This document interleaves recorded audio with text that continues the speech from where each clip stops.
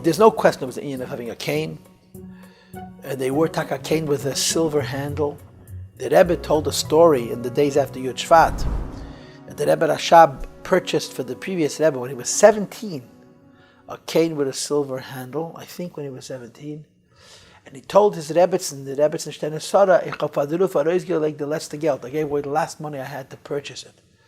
So the Rebbetzin Shtene Sara said to her husband, why did you have to spend the money on a luxury item? It was necessary. So the Rebbe Rashab said to the Rebbetzin, ich hab dich erst jetzt derwusst wer is. I only now realized who he, the previous Rebbe, is. So there's no question that the Indian from a cane is an Indian. There's also a story where the Yid brought the Rebbe a cane, a stick, from the Baal Shem Tov. And this Yid asked that the Rebbe, as a Machon, as a schar for bringing him the cane, he had inherited it from his ancestors, and his mother had given it to him, and she told him that this has to be brought to tzaddikim. Imagine a stick for the Baal Shem Tov. And he asked the Rebbe that the Rebbe should say Kaddish for his mother, one Kaddish, and that day by Mincha, after he brought the Rebbe the cane, the Rebbe actually said Kaddish for his mother. Why the Rebbe didn't use a cane, I don't have the slightest idea. A stick case this. Why the previous Rebbe did use a stick. I mean, the Rebbe Bachlal was not a very effective, he didn't play the role of Rebbe very, very well. You know, the old story that somebody asked the Rebbe if he's going to the meeting of the Asifas HaAdmorim. There was a union called the Rebbe Union, Admorim. So they asked the Rebbe if he's going to participate in the Asifas HaAdmorim, and the Rebbe said, Ich bin nicht kein member. He wasn't a member of Asifas HaAdmorim. I'm just going to give you an interesting thought of Achei Chassidus. There are Maimonides Chassidus that explain the concept of a prosthetic, an artificial foot, or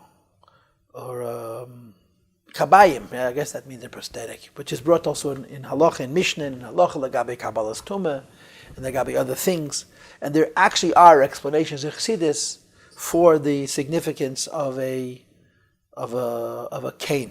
And of course, the point is that a regel, a foot, represents the lowest part of the body. And in spiritual terms, the lowest part of the body is ragleho yardis. It goes to a lower world. But even the foot, which is the lowest part of the body, which goes to the lower world, is organic, is living. And a cane or a prosthetic represents something which is not only the lowest part of the body, it doesn't have life.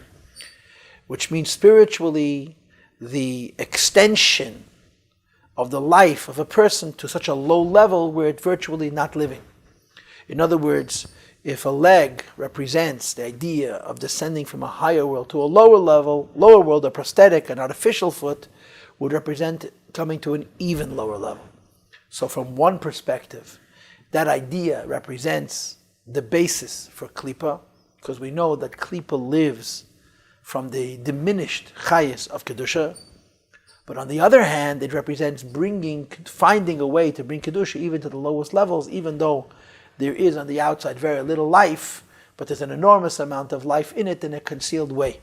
And we know by the Rebbeim, by the Tzaddikim, that B'chlal by Tzaddikim, Momenim Chalav Aleim Yesem Egufam, any chayfetz, any item which the Rebbe held and used. The Rebbe used to, there's a sikh from the Rebbe, Tafshin Memvav, Nissen, that the physical possessions of the Rebbe are kelim of Atzilas. They're kelim of Telakus.